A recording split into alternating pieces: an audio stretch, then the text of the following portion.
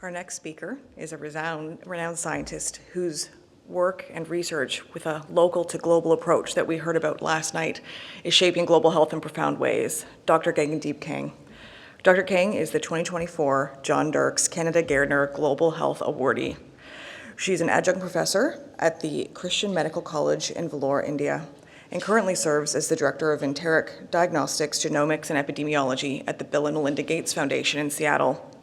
Dr. Kang is recognized for her research, her extensive cohort-based epidemiological, environmental, and clinical trial research on enteric diseases in children and their effects on the life course, with significant impact on vaccine development and health policy in India and internationally.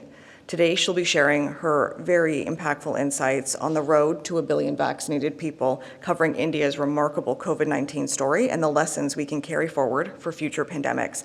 Please join me in welcoming Dr. Kang.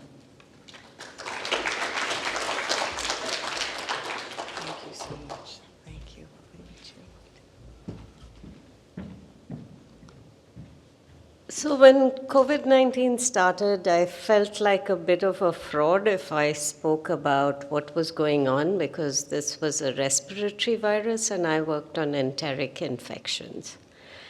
And then I realized that COVID was a very different disease because I wasn't talking to a community of virologists or a community just of public health experts, but very rapidly, it became something that everybody wanted to know about.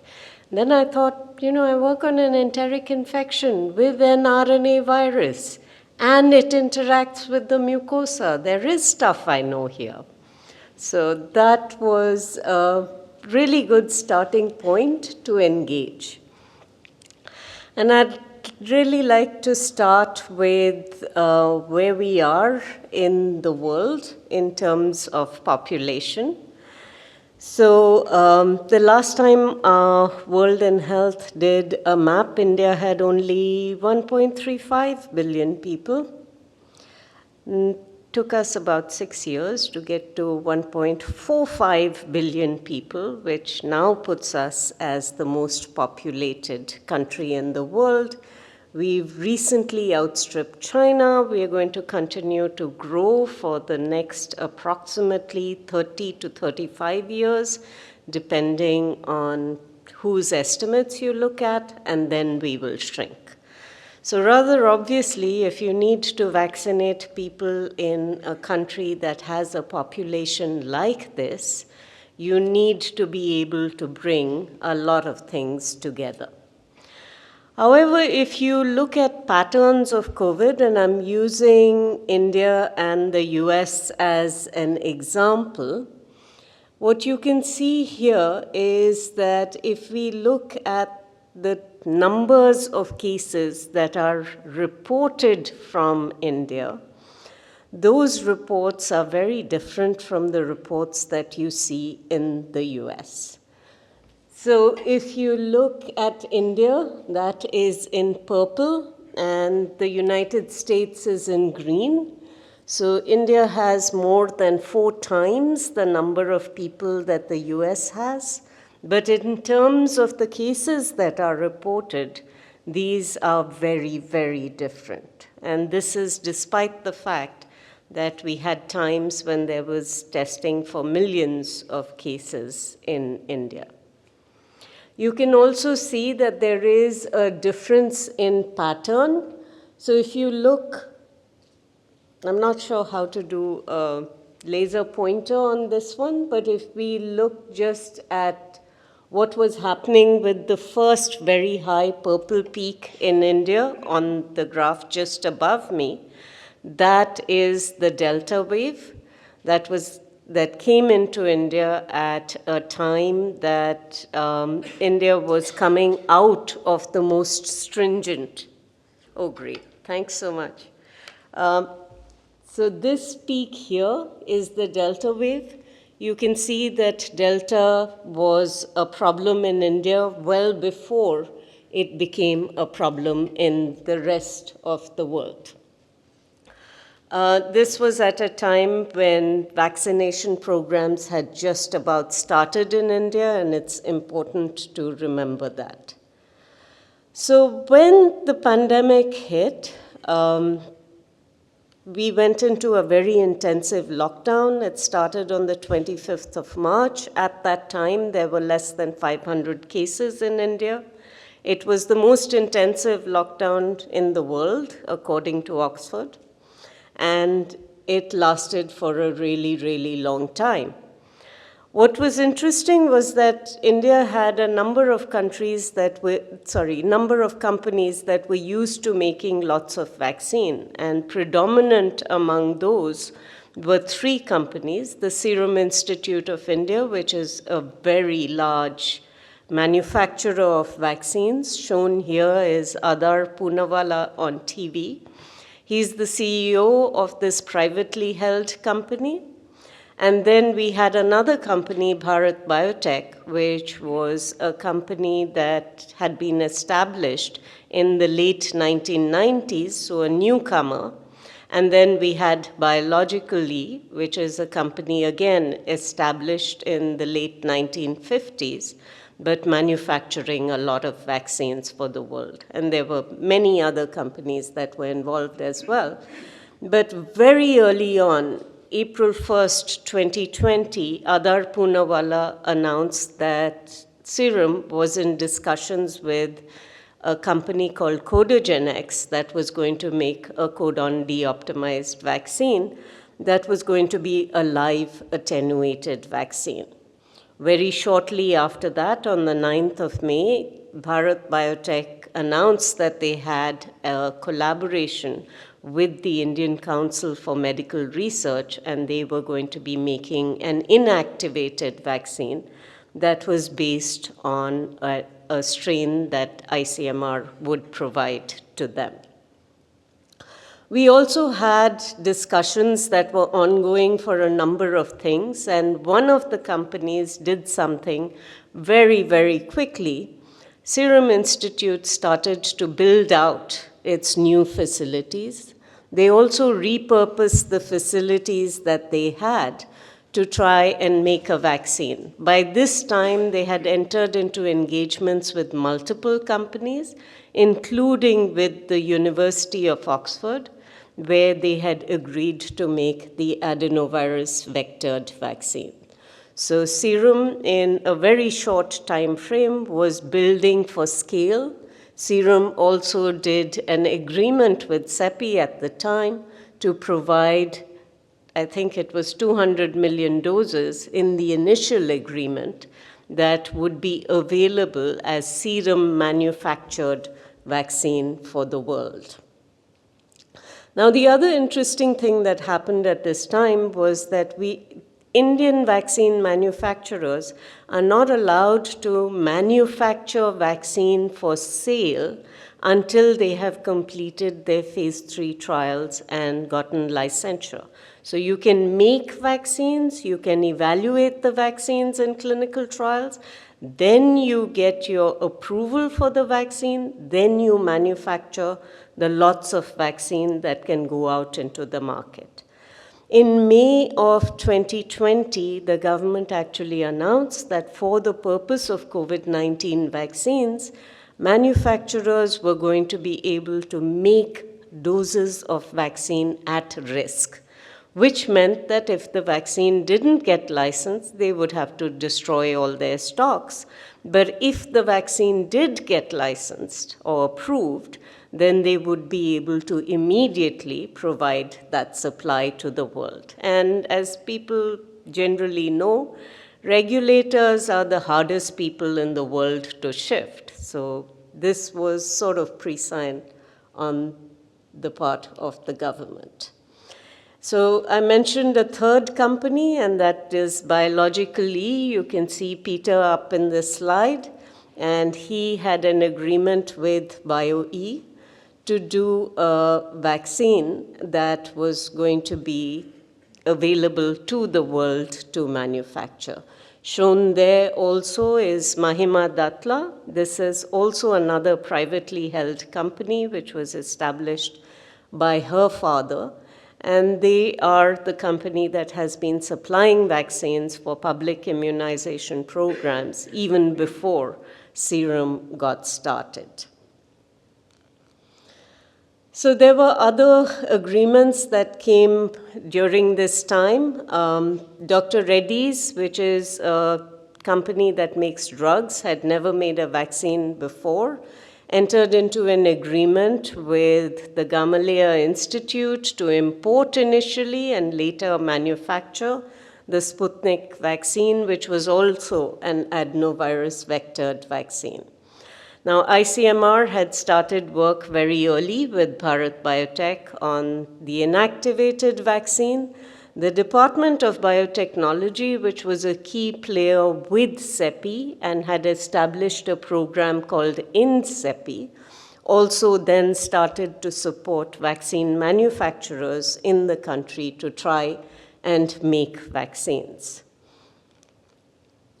Now, the WHO target product profile was published in the middle of 2020, and it was based off what they thought could be performance characteristics that were going to be rather like influenza vaccines. So the goal then was to get a vaccine that had at least 50% efficacy, not more than 2 doses, a vaccine that would be usable in adults and gave protection for 6 months. Shown in the column next to that is the vaccines that actually wound up with efficacy data. And shown in red are the 2 vaccines made in India that went through full-scale efficacy trials. Shown in green are vaccines made in India where the efficacy data was generated elsewhere, but the vaccines were made and licensed in India. Now, January 16th, 2021 was the day that India started to vaccinate healthcare workers against COVID-19. But the road to January 16th was a really, really long one. The first thing that happened was that we had the declaration of a disaster, the national disaster under the National Disaster Management Act. This meant that essentially the central government took over control of the administration of the entire country, which meant that the center could then direct the states to exactly what they needed to be doing. And this, of course, doesn't go down well when states are ruled by different parties, but there was a variable level of cooperation that happened. The government also set up multiple committees, and sometimes this is something that governments do really well. If you have lots and lots of committees that give you lots and lots of points of view, you can choose the one you want. And we are particularly good at that. So we had committees that were mainly bureaucrats, committees that had both scientists and bureaucrats, very few committees that were scientists alone, and that can sometimes wind up being a challenge. Now, India was part of the AMC 92 countries and had to then develop a COVID-19 national deployment and vaccination plan. And they developed one along the lines of the recommendations of the WHO, which was protecting healthcare workers and frontline workers, followed by the elderly. Now, it's very interesting who is considered a frontline worker in many countries. So, for example, in India, the army were frontline workers. So they got young, healthy people in the army, got vaccines before the elderly did. Bureaucrats, all of them were frontline workers.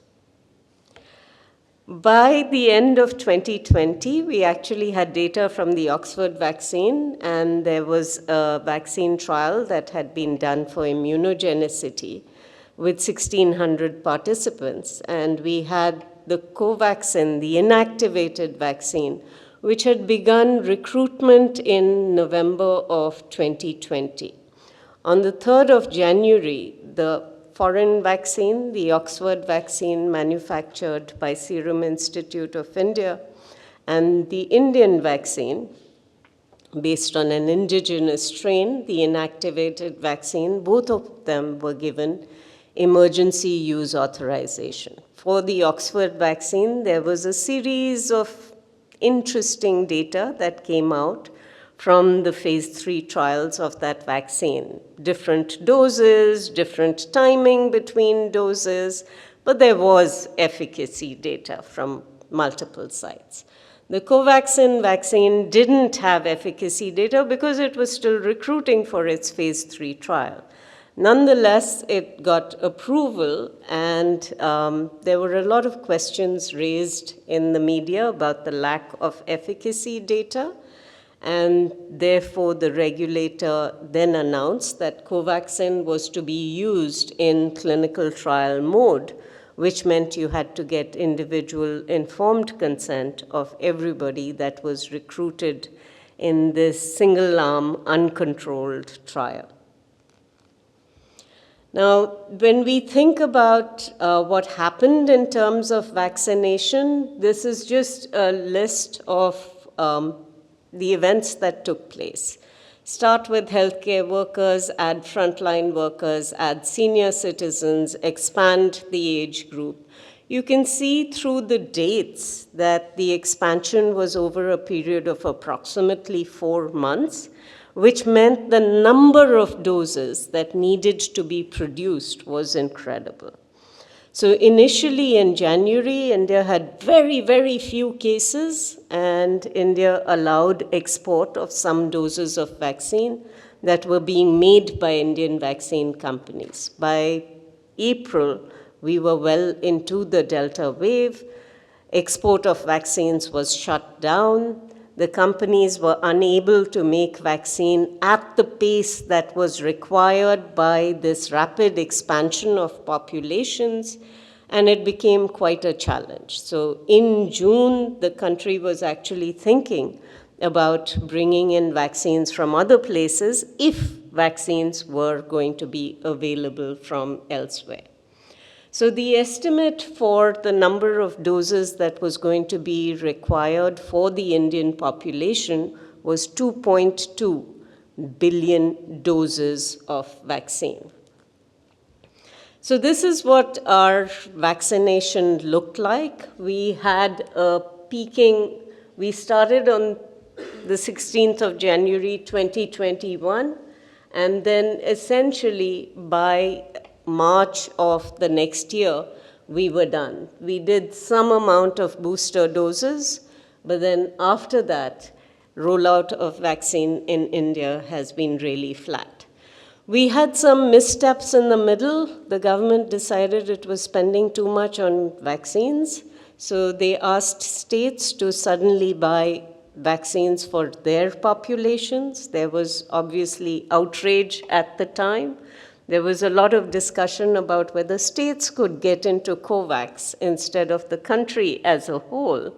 And obviously that was enough for the government to roll back its decision that states had to procure half of the vaccines they needed on their own. So in terms of supply, we had lots of things where we were told, Moderna, Pfizer, please come into the country. But then there was a lot of discussion around the fact that the government was not willing to indemnify those manufacturers. It also became clear that the rollout was not going to keep pace with the needs of vaccination. So the government thought, that even though it had hoped to have 2.2 billion doses of vaccine by the end of the year, that was really going to be truly aspirational for the country. Nonetheless, by about July, August of 2021, the vaccine manufacturers were really putting out vaccines at an amazing rate, and we were able to get supply. So supply was an early constraint, but at peak, we were vaccinating between 6 and 7 million people a day. And, I have mentioned the issues with prioritization groups that escalated very quickly. It led to some issues, less optimal coverage in the elderly in the middle of the Delta wave. And part of the reason that we had high mortality at that time was the fact that a large proportion of the elderly were unprotected at that time. So there was an early requirement for electronic registration. There was a problem. When the system was rolled out, it was only in English. So you had to know the language. You had to have access to the internet, a cell phone, or a computer in order to be able to register. So this wound up being a problem.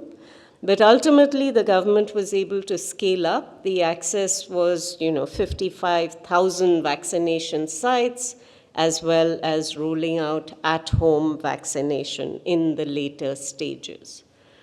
There was, if you think about the road to 1 billion vaccinated people, by July 17th, 2022, we had given out 2 billion doses of vaccine. The factors that were responsible for the success, essentially, we made our own vaccines.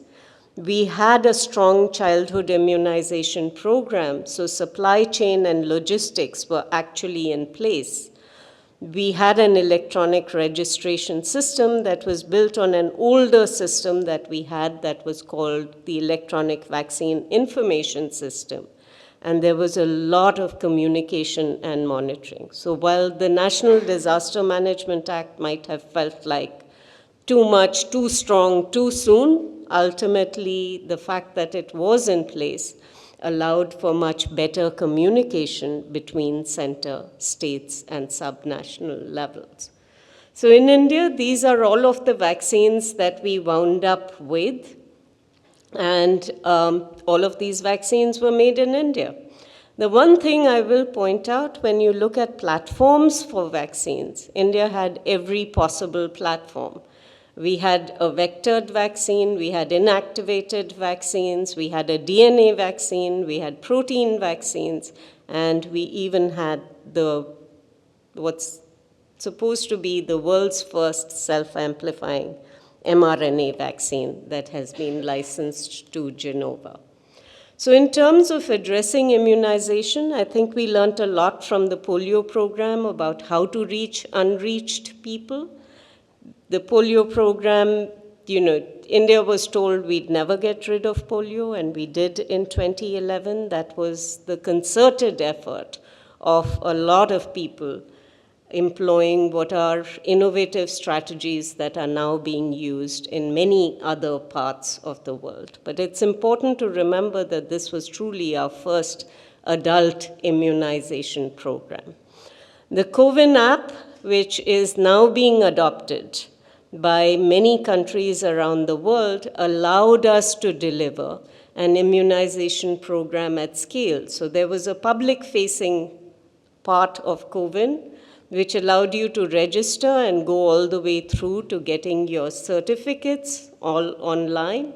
And then there was a back end that actually looked at supply of vaccines and made sure that vaccines were where they needed to be. There was a lot of effort also around effective communication. Again, many lessons learned from the polio program about who to engage to ensure that there was acceptance of vaccines in the places where they needed to be. And then we had electronic dashboards for bureaucrats to manage. This is an example of Kerala, where you can see what is happening on a daily basis in terms of immunization. But sometimes data goes a little bit awry. And what I'd like to show you here is something called the COVID-19 Vaccine Monitoring Board. If you look at this, this is case fatalities in the unvaccinated shown in red, and in the blue and green is 1 dose and 2 doses. If you just look at this data, which is what the government put out, you actually needed only 1 dose of vaccine. So one of the things that we have learned is that you need to make sure that you are communicating with the government as early as possible so that there is not an opportunity for misinterpretation and mispresentation. So once the lack of supply and the urgency was over, which was post-Delta and pre-Omicron, the companies started to export, and they continued to look for new and differentiated products. So ZyCoV-D was the first DNA vaccine, and we had the first mRNA vaccine. So these vaccines have now been adopted to Omicron. There is really no uptake of COVID-19 vaccines in India anymore. But I'd just like to say that we have delivered on 2.2 billion doses of vaccine, and India exported 350 million doses of vaccine. So thank you very much for your attention.